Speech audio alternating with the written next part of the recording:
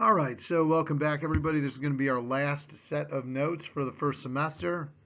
Finishing up chapter 16, The Conquest of the Far West. Remember, test is on Monday. Your packet is due on Monday, and then we'll get ready for the semester exam. So anyway, today's lesson is going to focus on Native Americans. The last of the Native Americans that were free on I guess U.S. What's now U.S. land, and kind of what happens with that. A little bit of policy stuff, a little bit of a series of events that took place. So I'm really going to keep this one shorter, but you know how that works. So we'll see. So let's go ahead and get right to it. So as I've been saying, throughout this semester, we've talked about as whites move further and further west and encroach more on Native American land, it's a push to take land away from natives and take away their freedom. Examples of this have been throughout the semester as the colonists first arrived in America, as they pushed further west. That proclamation of 1763 line was created along the Appalachian Mountains to prevent whites and natives from coming into conflict with one another. The Trail of Tears, so on and so forth. Well, what we're going to see here today is kind of the end of what we would refer to as Indian freedom, as I guess the last of the natives that are out there are kind of rounded up and put on reservations or whatever, killed or whatever you want, whatever might happen to them. So we're going to look first a little bit at some of the different policies. Okay, there's a variety of policies, not very well written policies, at least not very well written if you're a native. That whites kind of treaties and things that they come up with with Native Americans as these groups come into conflict with one another, and just about every policy is the same. Um, Favorable to whites, less favorable to natives. And we try a lot of different things in terms of basically opening up the land, freeing the land for safe settlement of whites further and further into the West. Okay, one of our first policies is known as a concentration policy, first created in 1851. Basically, the idea is exactly what it says: concentrate natives at certain, with their respective tribes at different reservations at different places. What had happened is as natives have been getting pushed further and further west, they encroach upon land and territory that belongs to other tribes. So you see some tribes kind of join together. And sometimes they come into conflict with one another. That's not always good for whites because some tribes can become stronger as a result of that. So that concentration policy before the concentration policy is not very good. So let's come up with a policy to deal with this issue, and that is the concentration policy. Separate tribes, give them reservations, put tribes together on different reservations on protected land that was meant to be reserved for Native American groups. So protected land. The caveat to this, the problem, is that protected land, meaning land that is supposed to belong to or be reserved for natives, is only protected as long as at some point whites don't decide that they want it. And time again, in pretty much every circumstance, we give land to natives, and then after a while, more and more whites are moving out west, and we decide, we kind of want that land, or maybe gold is discovered on that land, and we decide, yeah, you know what, we're just going to go ahead and take that from you. And that's basically what this concentration policy becomes, a temporary place where we can put natives until we decide, yeah, we actually want that land. Another thing that we do to kind of as a policy to hurt Native Americans is the destruction of the buffalo. So why is that a big deal? Well, the buffalo is very, very important to the culture of Native Americans. Many Native American tribes on the plains use the buffalo for anything from um,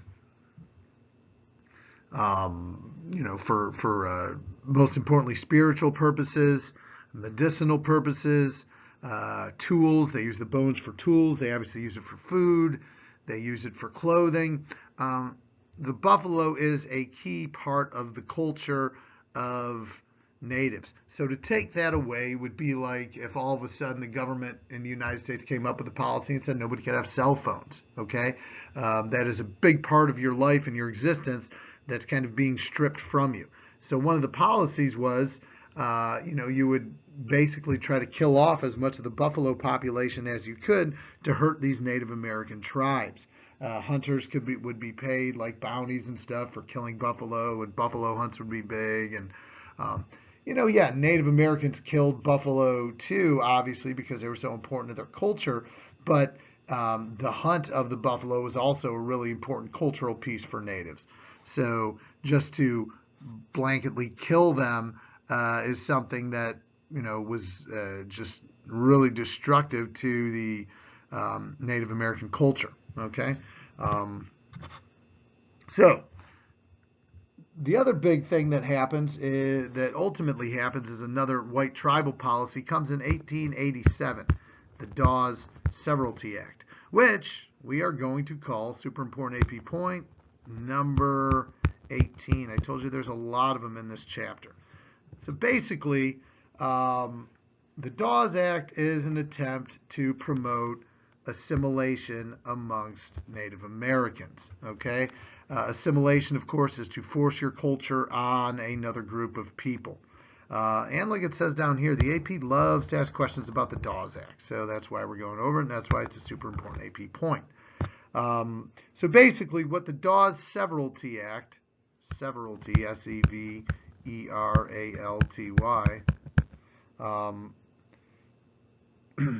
the Dawes Severalty Act was intended to basically permanently disrupt and break Native American unity by forcing assimilation upon them and integrate them into white culture. The idea is promise to give land to Native Americans who are agree to separate from their tribe, separate from their reservation, give them land, and let them live kind of on that land, kind of like the Homestead Act. In fact, they promised them 160 acres as well. Families could get that much as long as they agreed to break kind of all tribal ties. They would force Christianity upon them and other things like that. This is how the Dawes Act worked. And does it work well? Well, you'd be the judge of that. Is assimilation something that worked well with Native Americans? I would say no. If we look at our normal culture today, you don't see a whole lot of Native Americans, in part because there's not a lot of them there, but left after all these years. But they have never really assimilated all that well into white culture. So at the end of the day, the Dawes Act doesn't really work, but it's important because it's a major piece of government legislation that's intended to permanently break up Native American tribes and force them basically to become more white, to assimilate to white culture, to force Christianity upon them and break all tribal ties. And the Dawes Act, again, is something that we see a lot. Again, it's meant to disrupt and break Native American unity by forcing assimilation and integrating them into white culture by giving them land as long as they agree to break those tribal ties. Very similar to the Homestead Act. The only caveat to that is the Homestead Act. Remember, people were expected to live on that land for 5 years. Natives in the Dawes Act had a 25-year period with which a family 160-acre piece of land was supposed to be lived on before it would be absolutely considered free. Okay, so again, it's a policy not at the end of the day too beneficial or good for natives. Okay, the other important piece that kind of happens during this time is something called the Indian Wars. Now, it's not a straight up war, but it's a series of battles during the 1870s that kind of bring an end to really the centuries long clash between whites and Native Americans. And there's a series of battles, notable ones during the 1870s and 60s, that result from this series of conflicts. Now, there's a lot of them, but I'm not going to get into all of them. There's um, over time, as native tribes start to resist again white incursion into their land. We've heard this story before, time and time again. They, you know, fight back, and this results in a series of conflicts. So, to kind of put an end to these conflicts, in 1868, we sign another tribal policy treaty called the Fort Laramie Treaty. And this is, again, 1868. And the agreement in the Fort Laramie Treaty was that whites, that basically natives wouldn't bother whites that were coming through native land, protected native land, as long as they agreed to just keep moving on through there. One of the problems that was happening was as whites and settlers were pushing further and further west, they would be attacked by natives who didn't want them there. The Fort Laramie Treaty was signed. It said, hey, as long as the whites just travel through reservation land or protected native land, that's fine. Don't mess with them. They won't and they won't stop there. That is kind of what happens here. That's the treaty. And as you can imagine, eventually the treaty is going to be broken by whites when they decide that some of that land, particularly the Black Hills region in South Dakota, has had gold in it. So, all of a sudden, you know what? We kind of want that land because there's gold there. So, natives, you guys are going to have to go. The whole reason for this happening was a series of other small fights and battles that took place. Some won by natives, some won by whites, that eventually led to the coming together of this treaty. The most notable of these fights was something called the Sand Creek Massacre. This happened in 1864 in Colorado, where basically a group of natives, mostly women and children, were slaughtered by a U.S. Cavalry unit led by kind of a low-life colonel by the name of John Shivington. Shivington gets word that there's this group of Cheyenne Indians in this place called Sand Creek. So in cover of night, when most of them had gotten drunk, they go out to this encampment of peaceful Cheyenne, again mostly women and children, and basically kill all of them. Now it gets worse. To celebrate his great victory over getting rid of these filthy Indians, as people like to say, these Injuns, he has a parade down the streets of Denver and takes these long pikes, decapitates most of the natives and sticks their heads on these pikes and parades them down the streets of Denver, really generally kind of offending and grossing everybody out. So much to the point that Shivington actually was dishonorably discharged from the military and he ended up selling insurance or something like that. But that's one of the low points here of these Indian conflicts, and that's in 1864. They signed the treaty in 1868. It leads to a brief peace until the whites decide that the land that was granted to them, that Black Hills region in South Dakota, they actually want. And this brings them into more conflicts with natives. Other things that we would do to kind of rid ourselves of the Indian problem was something called Indian hunting, which is exactly what it sounds like. People would get paid, obviously again, kind of low-life shady people would get paid bounties for hunting and killing Indians, bringing back scalps or skulls of proof of Indians they killed, just like you were hunting, going out and hunting deer or buffalo or, whatever. So it's a pretty dehumanizing thing and about as bad as anything you can imagine. But, the West is a wild place and, with the lawlessness that existed there in many ways, this was one of the ways that officials felt, we can rid ourselves of the problem of natives. Now, the natives aren't without good leadership. And one of the greatest resistances of natives comes from the Lakota or Sioux. The Lakota and Sioux is the same thing. The Lakota Indians is the actual name of the tribe, but most other tribes didn't get along with them, so they called them Sioux, which in Indian language means enemy. Um, their most noteworthy leaders, of course, were Sitting Bull, who was kind of more of a religious leader, and Crazy Horse, who was their great military leader. This is a picture of Sitting Bull right here. Uh, and for a period of about 2 or 3 years, there's a series of battles and engagements between the Lakota Sioux and led by Crazy Horse and Sitting Bull and the U.S. Cavalry, the U.S. Army, all culminating most famously in the Battle of Little Bighorn. Now, the Battle of Little Bighorn is a interesting thing. In 1876, 264, there was a cavalry unit, the 7th Cavalry, led by George Armstrong Custer, who was like the up-and-coming general. He was like the hottest young general, and he was going to become a big time or whatever. So he was given the 7th Cavalry, which is like the most decorated cavalry unit in the United States Army. Still to this day, the 7th Cavalry is like very special. It still exists. And so in Montana, Custer and the 7th Cavalry get to suffer a sneak attack on this place called Little Bighorn, or as the natives called it, Greasy Grass.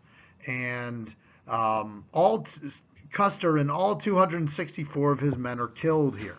It's a massive defeat for the U.S. Army, for the whites, and a great victory for the Native Americans. But at the same time, it also represents a significant defeat.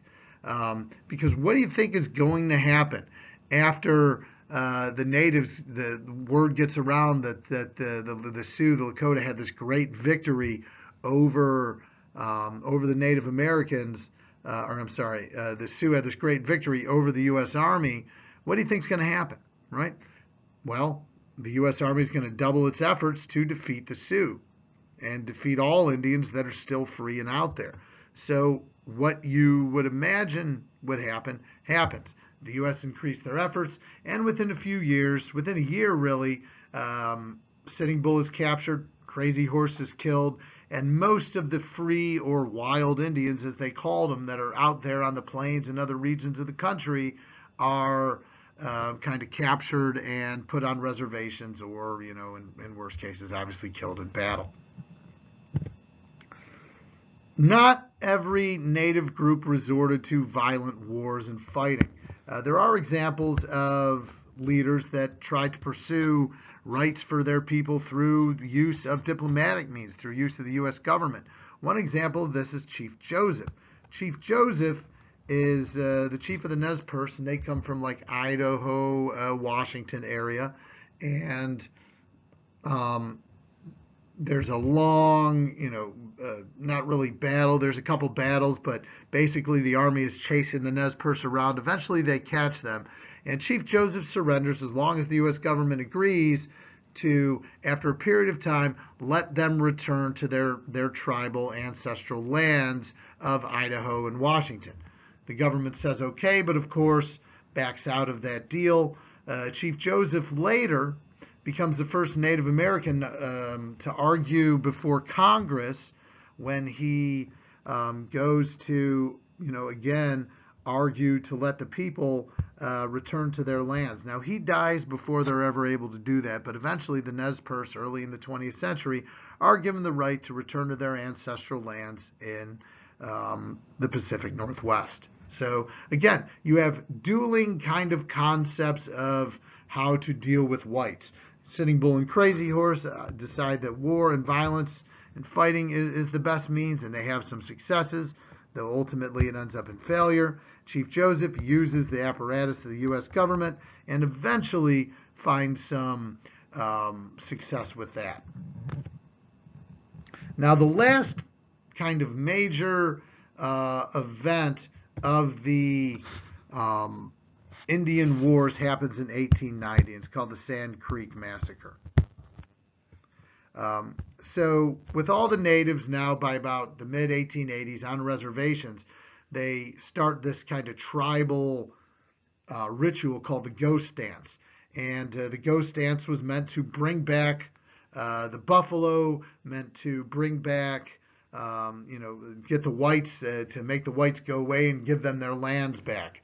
And the ghost dance gets really, really popular. It's like a big meme, or it's like TikTok famous or something like that. Crazy. It's viral. And what happens is, the officials that are kind of watching what's going on these reservations get a little nervous, and they go onto the reservation in Wounded Knee, South Dakota, where it's most popular, and violence breaks out, and about 200 natives are killed by, I guess, peace officers, you could call them, and including in part of this whole event, Sitting Bull is actually killed. They went to Sitting Bull thinking he was the person responsible for starting this, and there was a bit of an argument between him and a couple Indian police, and he ended up getting shot and killed. Shortly afterward, you have the Wounded Knee Massacre, where about 190 to 200 are killed, and this kind of marks the end of the Indian Wars, and ultimately really the end of Indian freedom in the United States of America, at least for the time being.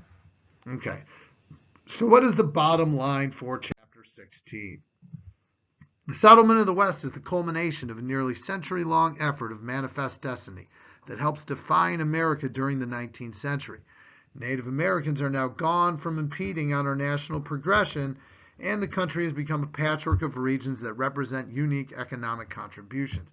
What I'm talking about here is, different regions of the country are contributing different things to the economy. In certain regions, eventually by this time, by the beginning of the 20th century, you have oil and gasoline. You have coal in some places. You obviously still have cotton in the South. You have wheat and other crops in the Great Plains. You have industry in the Northeast and Midwest.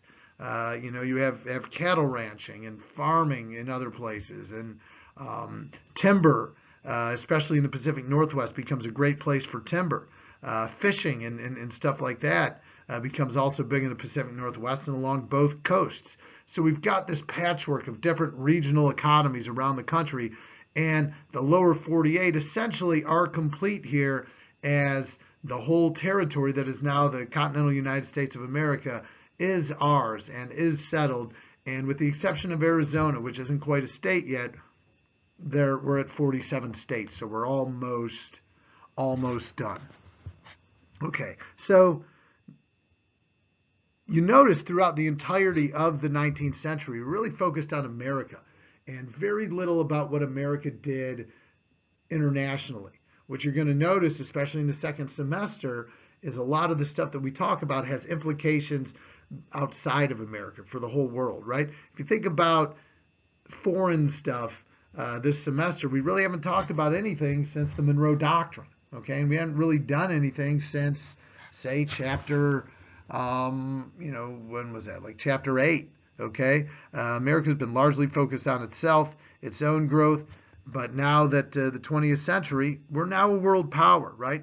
And the U.S. really begins to, I guess for lack of a better term, flex its muscles, sorry, it just says is, really as the significant power and figure on the world stage. We're a top 5 country in the world in terms of power and influence now, and that is going to be a big part of the future of the country, right? So we're going to stop there. I know I went long again, but anyway, that's that, and we'll finish up tomorrow, all right? See ya.